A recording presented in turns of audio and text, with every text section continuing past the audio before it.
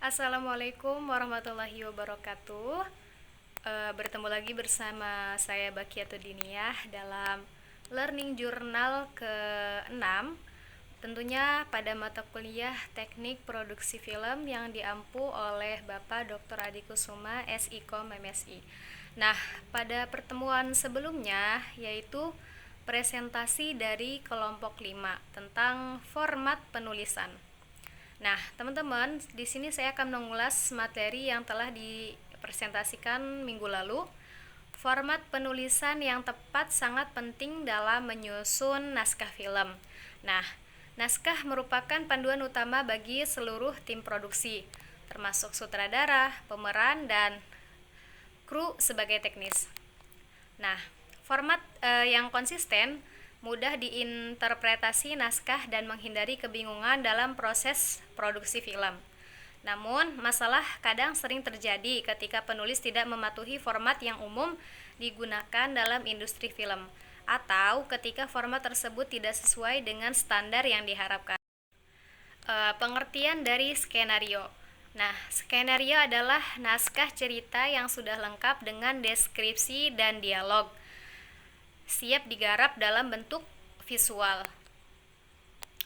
Menurut Marceli Sumarno dalam buku Dasar-Dasar Apresiasi Film, skenario dapat diibaratkan seperti cetak biru bagi insinyur atau kerangka bagi tubuh manusia.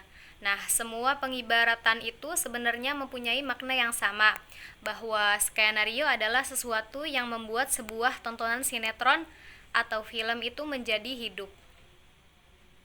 Seperti halnya sebuah tubuh tanpa jiwa atau tubuh tanpa kerangka, film tanpa skenario akan mati. Adapun format skenario yang pertama itu ada judul scenes, ada nama pemeran, ada deskripsi visual, ada tokoh dialognya, beat, dan transisi. Nah, logika bahasa memainkan peran penting dalam membangun alur cerita yang kohesif dan meyakinkan. Ketidaksesuaian penggunaan bahasa dan logika naratif dapat mengganggu pengalaman penonton dan mengurangi kredibilitas cerita tersebut.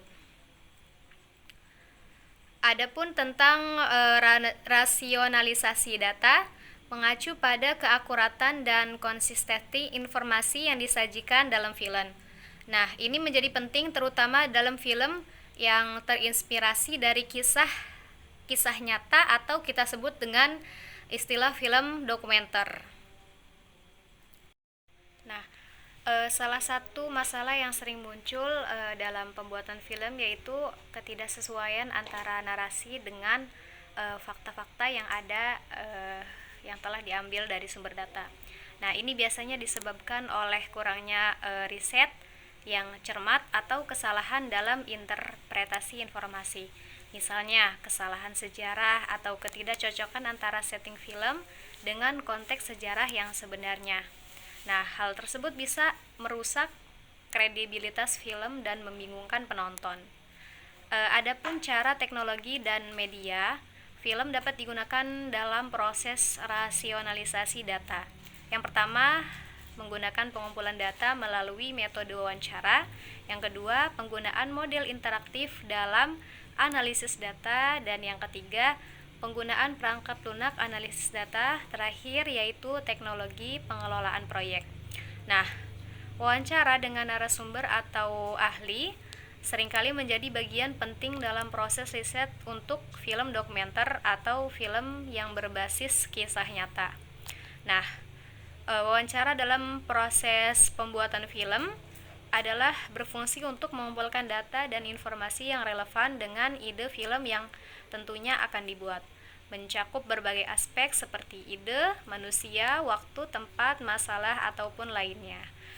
Adapun tentang studi pustaka dalam proses pembuatan film. Nah, yaitu langkah penting untuk melibatkan penelitian dan analisis sumber tertulis yang relevan untuk mendukung pengembangan cerita, karakter, setting, dan elemen dari film yang akan dibuat. Poinnya terkait studi pustaka, yang pertama ada referensi historis serta budaya, penelitian karakter, analisis tema dan konsep, referensi visual, dan perbandingan analisis data. Nah, teman-teman, itulah materi tentang yang disampaikan oleh kelompok 5, format penulisan naskah skenario. Demikian learning journal ke-6 kali ini. Sampai jumpa untuk learning journal ke depannya. Wassalamualaikum warahmatullahi wabarakatuh.